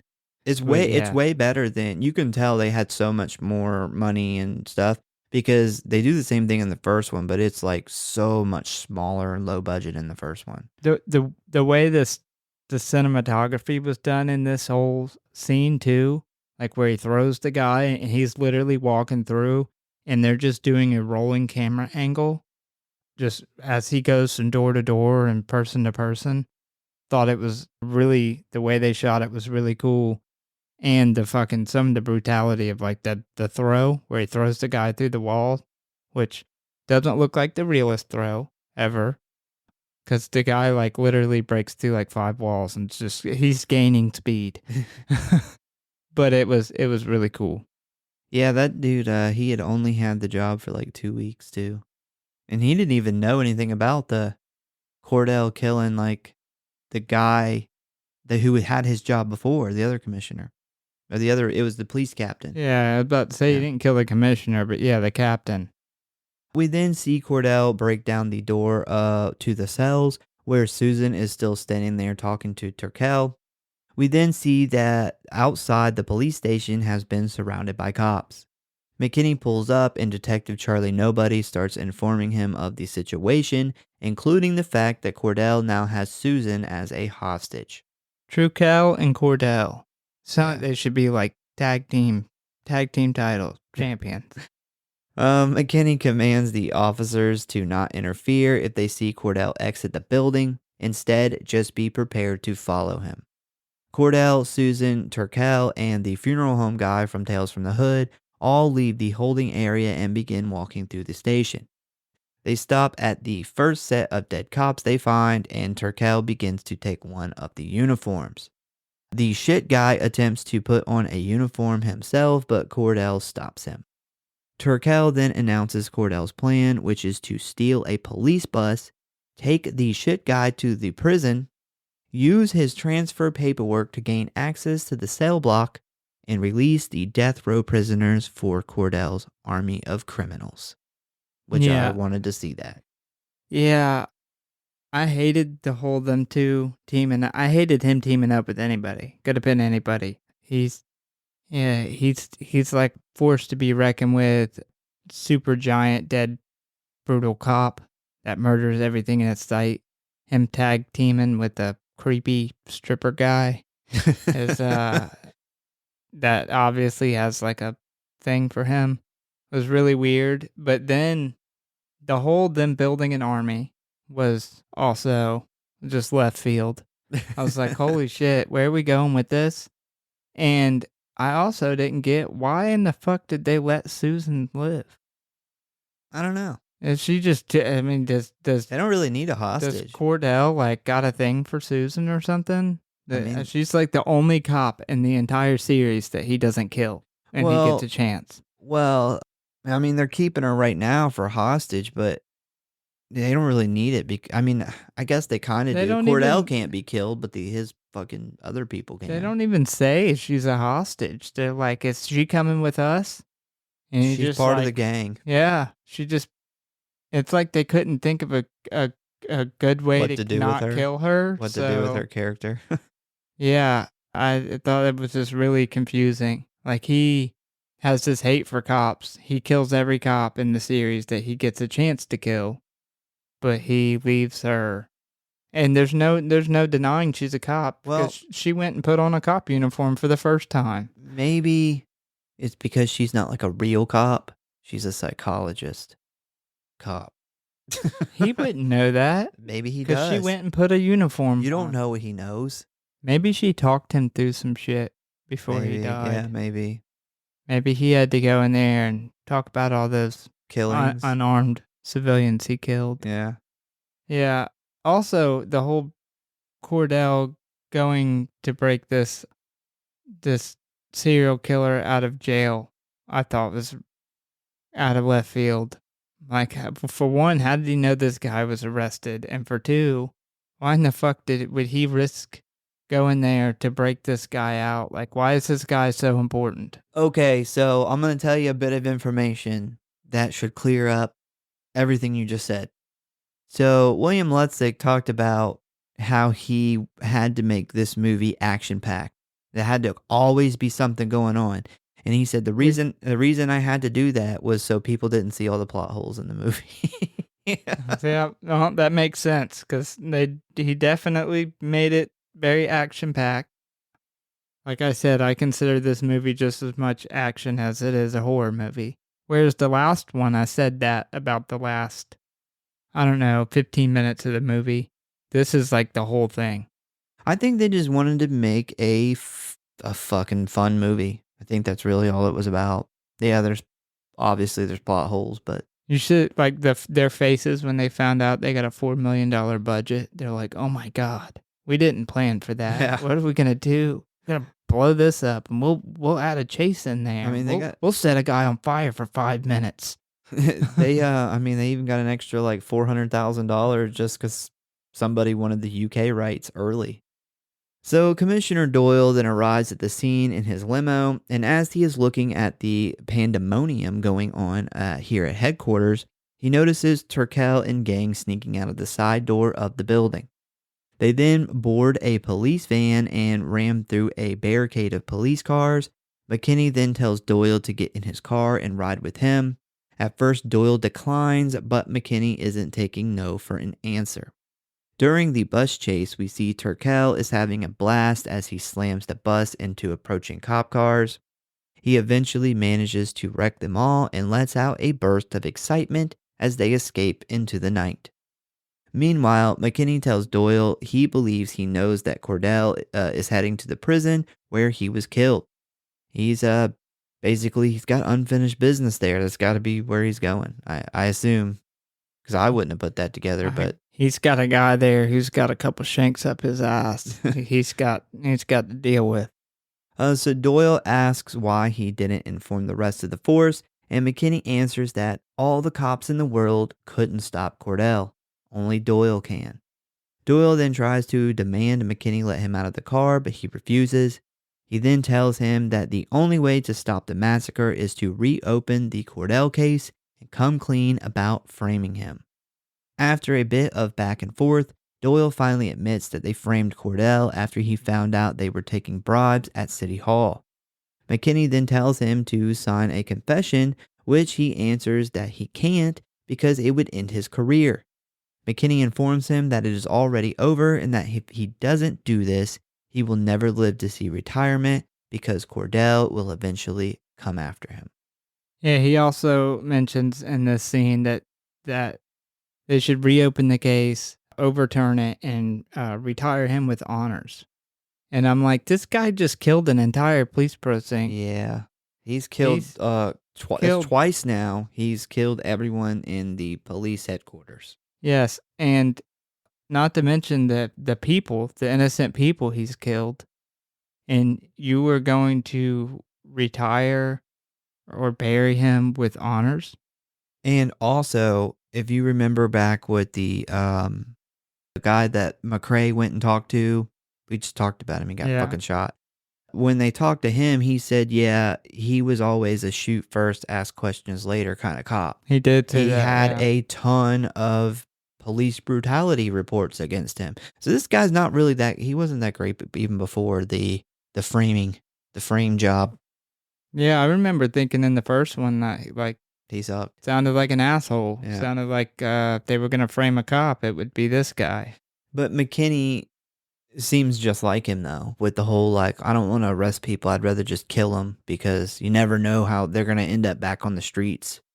Yeah, Yeah, they're the he same. does, but I mean, that's to retire him with honors after he just murdered everybody at this whole entire precinct again. Like they just had to restaff that whole fucking place. Yeah. We then see the police bus arrive at the prison. The guard asks for the transfer paperwork and then opens the gate for the bus. As Cordell and gang enter the cell block, a guard gets a call from the warden informing him of the situation and ordering him to seal off the cell block. Just as Cordell kills the guard and enters into death row to free the prisoners, Commissioner Doyle comes on over the intercom in the prison and begins to speak to Cordell. He tells him that Judge Arthur Claypool has ordered your case reopened and will be conducting a new trial. He then tells him that everyone involved in the trial, including himself, was corrupt and assisted in framing Cordell. While this is going on, Cordell is just standing in the doorway listening while Turkel is urging him to release the prisoners. Doyle then says that his conviction has finally been reversed by the state Supreme Court. With the news of now having his name cleared, Cordell just walks out of the room while Turkel and prisoners beg for him to finish the plan. We then see Cordell bust down the metal door of his old cell block, looking for the men responsible for killing him years before. He then spots the 3 men who had planned on ambushing him as soon as he stepped into the cell block. We see one run up and throw a Molotov cocktail at Cordell's feet, setting him ablaze. This was a really long and really cool full body burn. It was awesome. They even had, I don't know how they did it, but they managed to make like the mask where it wouldn't like melt immediately. It's cool. Yeah, great job. Yeah, it's a long. I wonder how many times they set that guy on fire. Well, it took them 3 days to film this scene. So they set him on fire a lot. Yeah. From Kane Hodder, from an accident he had, we know that for a stuntman is not exactly a walk in the park. Like when they do, at least back then, when they did fire scenes, it was sometimes shit went bad. Like it's fire, you can't always predict stuff. Yeah, so for some guy to get set on fire for 3 days straight, that sucks. But it made for a really cool scene. Yeah. And a really sore ass for that guy who pulled it out of him. And Blazing Cordell then goes after the man, grabbing a hold of one of them and slamming him against the wall while also setting him on fire. It kind of seems like the prison jumpsuits are really flammable because he fucking went up like hay. I mean, he was just, I don't know how that would happen, but he then grabs another inmate who tried to hide in his cell and slams him violently into the wall, killing him. As he begins walking towards the other 2 who are hiding back by the showers, he throws one across the room and up onto the second floor catwalk while cornering the leader of the assault that killed him. He then slams him on the ground and begins beating him, and while he attempts to kill this last prisoner, Turkel comes up behind him with a broken heart and screams, "You never cared for me," as he stabs Cordell in the back. And then he was like, also, I'm not gay. Cordell quickly turns around and sets Turkel on fire and then grabs him by the back of his shirt and slams him into the corner of the brick wall. He then grabs the front of his shirt and rams him into the other wall, bursting through it, and we get this awesome shot of 2 men on fire, falling like fucking 4 stories down and crashing through the roof of a bus. Full of C4. A bus full of C4. This was actually the first time 2 full body burn stunt guys jumped from like that Like high 3 up. stories. Yeah, It's that was the up first there. time that had ever been done. Yeah. They went balls to the wall with that $4,000, man. They had to be burning pretty good too because Yeah, they didn't go out. they didn't go out. They burned all the way down. Yeah, hats off to the stunt guys who did that. That's fucking awesome. Yeah, I hope they have all their hair and skin. So as soon as we see both men crash through the roof of the bus, we then see the bus explode into a huge fireball. I actually really loved the shot of inside the bus where the 2 burning guys fell into. Yeah, that was cool. Awesome too. Yeah. Yeah, I think that was one of the cooler scenes of the movie for me. I liked the guys being on fire, falling like 4 or 5 stories, just as much as I like that crazy ass stuntman from the first one that does like the fucking starfish flip off the pier. As far as stunts go, the stunts were as cool, but that guy who did the fucking flip, man, that shit was. That's So like I said, sketchy. one of the I mean, you can tell when you watch that he landed way closer to that fucking like box truck More than he than was he supposed to. wanted to. Because he does this huge flip off the back to get as far away from it as possible. But his momentum just kind of starts flipping him and he lands really close. Yeah, there's no fucking way. I would have jumped. I would have let them set me on fire and jumped off that building before I did that fucking stunt in the water at that. You know, that's a variable you can't control. One involved the water and the other one involved fire. Yeah, I'll take the fire, as hard as that is for me to say. So we then jump to a few days later and we see McKinney and Susan attending a full police honors funeral for Officer Matt Cordell. After the priest says a few words, we see the detail hand McKinney a folded flag and then be dismissed. Now, with only Susan and McKinney standing graveside, the casket is lowered into the ground. They then begin to hear the sound of Cordell's baton being spun through the air somewhere in the distance. McKinney then pulls Cordell's badge out of his pocket and tosses it down onto the casket. He and Susan walk off and he says that there is a piece of Cordell inside every cop. Every time arresting some mutt isn't enough because we know they'll be back out on the streets before we even do the paperwork. Every time we pull the trigger and it feels good because that's something the lawyers can't reverse.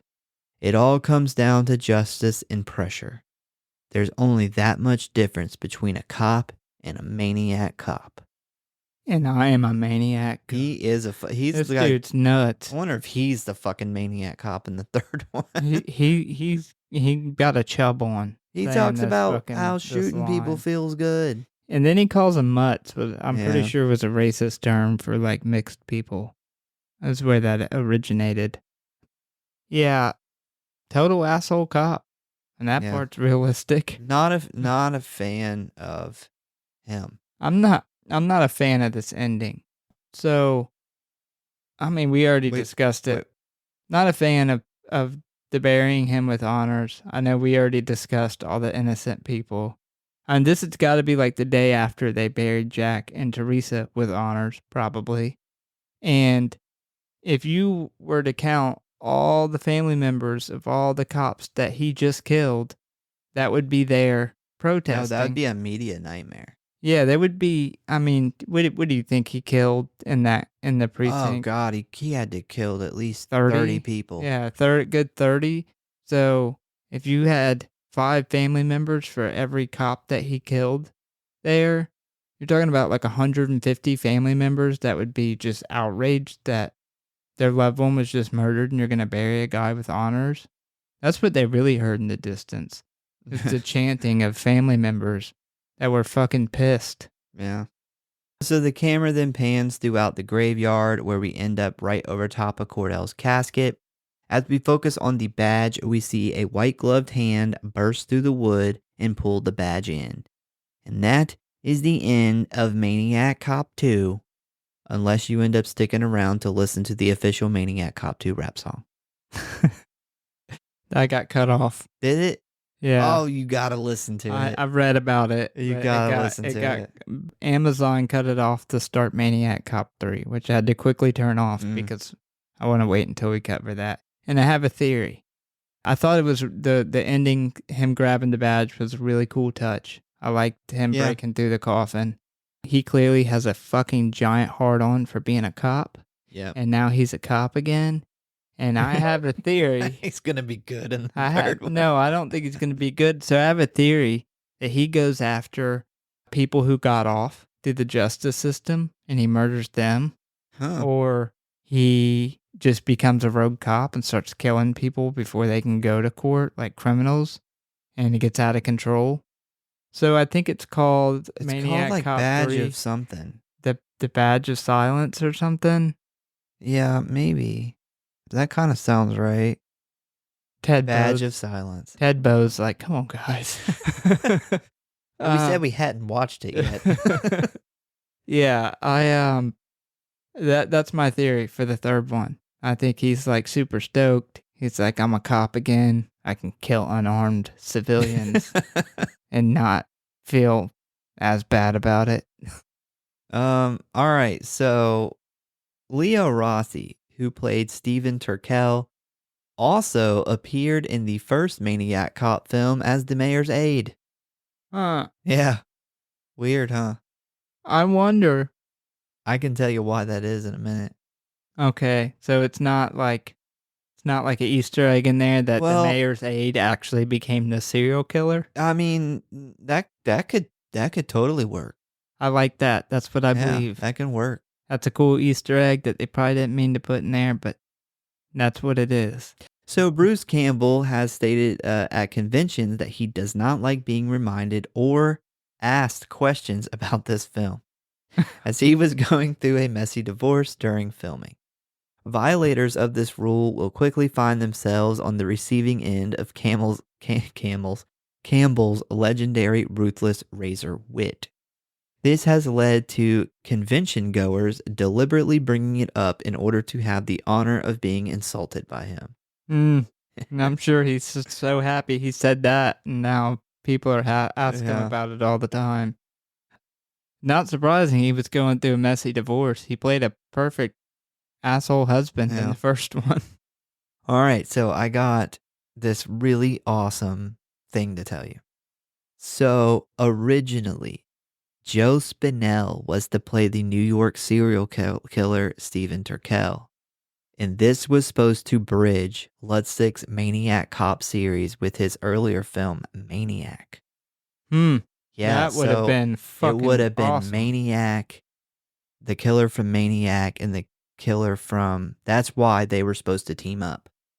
And the movie makes so much more sense that way. Without Joe Spinelli being like gay for... No. He was going to be the same character from Maniac. Yeah. Play that character. Yeah, they both walking down the street like, are you fucking following me? Yeah, and that would have been amazing. Unfortunately, though... Imagine they could have taken him back to his apartment with all the fucking... They could have had all the mannequins there with the scalped women's head on it. That could have been cool. That would have been awesome. I still wouldn't have liked that they teamed up, but it would have made for an awesome crossover. Yeah, unfortunately, Spinell died from a heart attack right before filming began, and they had to quickly replace him with Leo Rossi, who they had worked with on the first film. Remember, he was the mayor's aide. They had to throw this together and throw him in there in order to fill that role. And this is why at the end of the film, it is dedicated to Spinell in the credits. Damn, so they were that close to doing it. Like, he was on board. Yeah. Died right before filming. That sucks. Yeah, that would have been fucking phenomenal. Yeah, from a story's perspective, as far as the character of Officer Cordell and the Maniac Cop, I wouldn't have liked him teaming up with somebody. But I would have looked past it because that would have been such a cool crossover. All right, so ratings and kill count. We got total kills 28. So you have the store clerk who was shot, the unnamed robber who was shot, Jack who was stabbed to the back by Cordell. You have unnamed stripper who was strangled, unnamed traffic officer beaten with nightstick, cab driver who was run over by Cordell, Teresa who was had her neck snapped, a bunch of unknown police officers, people at the range, blah blah blah blah blah. Unnamed convict, unnamed prison guard, 3 inmates, Stephen Turkel, who was caught on fire, thrown out of a window, and exploded in prison bus, and Matt Cordell, who was caught on fire, thrown out a window, and exploded in a prison bus. I didn't realize they went through a window. I thought they went through the whole fucking wall. Yeah, they did go through a wall. I think that's got to be somebody wrote that wrong. Yeah, because that's one thing I thought was awesome about that. They just broke, like Yeah, the just broke shot, through they the wall. just break through the side of the wall on fire. So the favorite most kill. Action fucking movie thing ever. 2 guys on fire breaking through a wall and falling through an exploding bus. I thought it was awesome. So my best kill, I went with Jack. And here's You're really salty. no. So I picked it looked good. It was done good. But for me, having watched Maniac Cop 2, I was super shocked. That's why it hit me the most, because I didn't expect for them to kill off the main character. I thought he was going to be a main character in this movie too. And I loved that they did that because it made the characters feel kind of untouchable. You know, you got some movies where you got these characters that you know they're not going to die. And when this happened, it kind of was like, oh shit, anything can happen. My close second is actually the cop that got put on the tow truck. Yeah, that's I an love awesome that. one. Yeah, that was great. I went with all the cops at the shooting range. So you I got 4? Well, You got I'm 4 picks? combining them all into. You know what? I'll just go with the records keeping sergeant. He was the Alright. first one. I'll take that. It looked good. I mean, they got the hole in the head and the blood splattered behind him, and then yeah, I thought that whole scene was cool. But yeah, my close second was the tow truck kill. That was an awesome idea. Yeah, my favorite kill, like without having any perspective behind it's definitely the tow truck driver. But Jack is the one that surprised me the most. All right, so rating. All right. So this was kind of a difficult movie to rate. And so I gave it a 3.1. And that's not far off from where I rated the first one. Overall, there was some really great things and some stuff that weren't so great for me. Starting with the good, I love the continuity, jumping straight where part 1 left off, and it had that same late 80s horror feel that we talked about earlier. It adds that the first couple Child's Plays, that feel. The pace was fantastic. I thought we got some really cool kills. I love that they killed off the main characters, as I just talked about. The best part of this movie, by far for me, is the Maniac Cop killer himself. His zombified version was fucking super scary. Like, it was legit probably the scariest thing in this movie next to that guy's black teeth. But he was already pretty terrifying in the first, but I thought they just upgraded that and gave him an actual look. Big shout out to Zadar for coming back. I don't think they could have did a second Maniac Cop without him. No. And with all that said, there's some story decisions that were weird for me. I've kind of already mentioned them. Thought the whole teaming up was a head scratcher. Why he broke him out of jail, letting Susan live. And then really the biggest thing that was the head scratcher was them announcing at the end that the Supreme Court had just now overturned this decision, like in the blink of an eye, which obviously I'm they gonna assume he lied about that. Yeah, but why would he believe that? Like, oh, the guy wasn't stupid. Anyway, yeah, the whole burying him with honors and shit thing, that was didn't really make sense considering all the fucking people he's murdered throughout these two movies. But despite the weird plot turns, if you're a fan of 80s horror or early 90s horror and you were a fan of the first, I think you'll have a lot of fun with this. My rating is not indicative to how much I enjoyed watching the movie. Just like, I think I gave Thanksgiving like a 2.7 or something, and I absolutely loved that movie. It's a fun movie to watch. No, it's great. But overall, taking story and plot, everything into place, I think a 3.1, pretty good. I went with the 3.4, which is pretty close to, I think, how I rated the first one. I think it's a really fun movie. There's things from the first one I really liked, and there are a lot of things from this one I really liked. I do realize that seeing how this movie was made, I wish the first one had the budget and the resources that this one had. I like there's like no real slow parts in the movie. It kind of just always keeps going. Yeah, the pace Yeah. is great. I love how it jumps immediately back into the story. There's like almost no time's passed. The Maniac Cop, he looks awesome. Fantastic job on the design and the makeup with him. I will say that watching this movie made me realize, like, this is what Jason Takes Manhattan could have been. Like, there are a lot of things that we see in this movie that could have, because, like, that was the big, having the rug pulled out from under you with Jason Takes Manhattan, is you really expected it to be kind of like this. Like, if you took all the cop stuff out and the serial killer stuff, just like him going around the city, like, you can totally picture Jason hanging a fucking person on a tow truck, like, on the back of it. Like, I don't know if he'd be driving it, but he would still hang. He would still kill somebody that way. Just having this big, scary killer who doesn't talk, his personality is all in his physical movements, just walking around New York, being unkillable, killing people, is kind of what we should have got with the Jason. I still love Manhattan, but the fact that Manhattan's only the last, like 20 minutes of the movie. Yeah, I agree with that. It is that's was people's biggest gripe about it. It's that only like the last third of it takes place actually in New York. I agree with that. I do love that movie still, though. Yeah, it's still great. One thing Maniac Cop didn't do is punch a guy's fucking head off into the trash can. But yeah, I will agree. I'm not a huge fan of the ending. I don't really care about I'm totally fine with the serial killer teaming up thing. The part of the ending that I didn't really like a lot was, Cordell goes through like all of this shit, just, like killing all these people, this whole grand plan. And then he gets to the end and then he like stops because the commissioner is like, oh, I'm sorry. And I admitted that I did all this shit wrong. And then Cordell just says, okay. And then just kind of abandons his plan.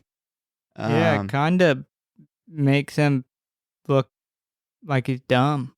Like, they're just like, just lie to him. Yeah. Just fucking lie to him. Just made The commissioner, I'm sure, like, didn't go on TV and was like, yeah, I did a bad thing. It's like, yeah, I had to come up with a lie to end this madness.